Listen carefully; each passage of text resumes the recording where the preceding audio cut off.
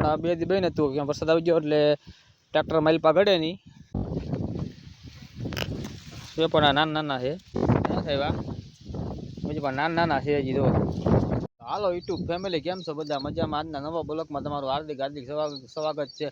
બધાને જય મેરડીમાં, જય રૂવાપરીમાં. નવા હોય તો લાઈક, શેર, સબસ્ક્રાઈબ કરવાનું ભૂલતા નહીં. આજે આપણે સોયાબીનમાં હાથી હાલે છે. તુર આપણે વાવી દીધી હતી એટલે આપણે સોયાબીનમાં હાથી હાંકવાનું છે. એટલે રાહુલ હાથી હાંકે છે. આપણે અહીં કાંટો મારવા આવ્યા હતા. આમાં આપણે તુર વાવી હતી, ઉગી કે નથી ઉગી એમ જોવા આવ્યા હતા. હાલો આપણે જોઈ લઈએ. આમાં આપણે તુર વાવી હતી એટલે આપણે જોઈ સીજી પાંચ દી છા છે, 5-6 દી છા છે.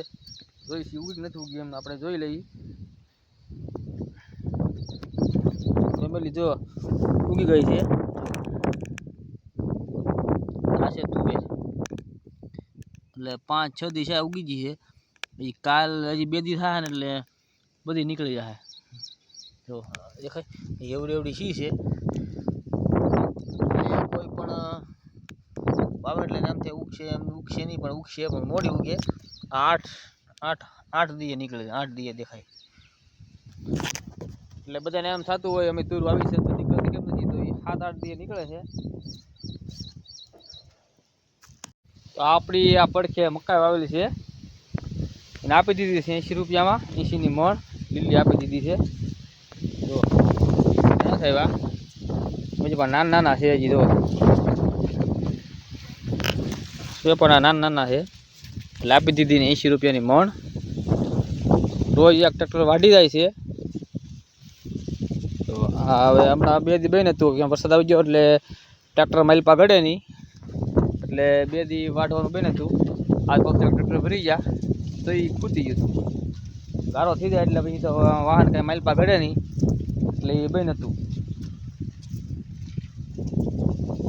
મકાઈ પણ 1 નંબર છે.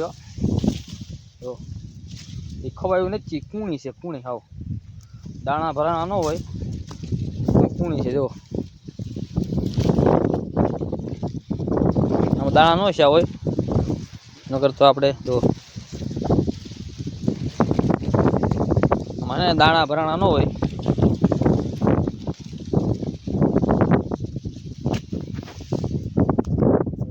ઠેઠ લગણ છે. જો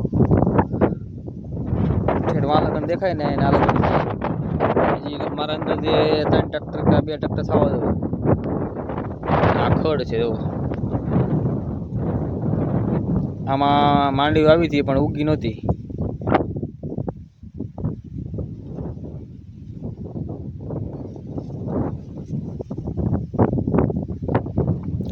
આપણો કપા છે એવો લીલો સમ જેવો.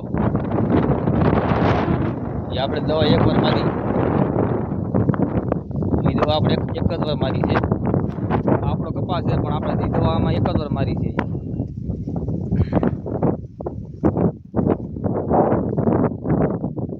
જો કેમ છે નો શીન કેવો હોય, શીન બીજું કઈ નહીં. જો કપા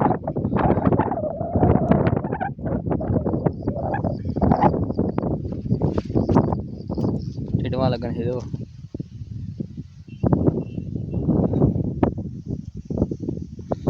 શીન બહુ મસ્ત આવે, 1 નંબર, કે ઘટે નહીં. જો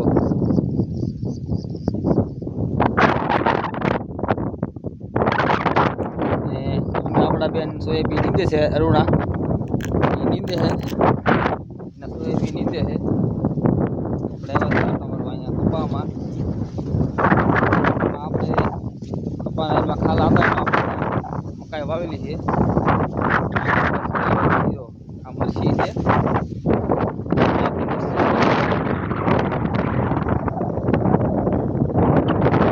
ખાતર પણ નાખી દીધું છે.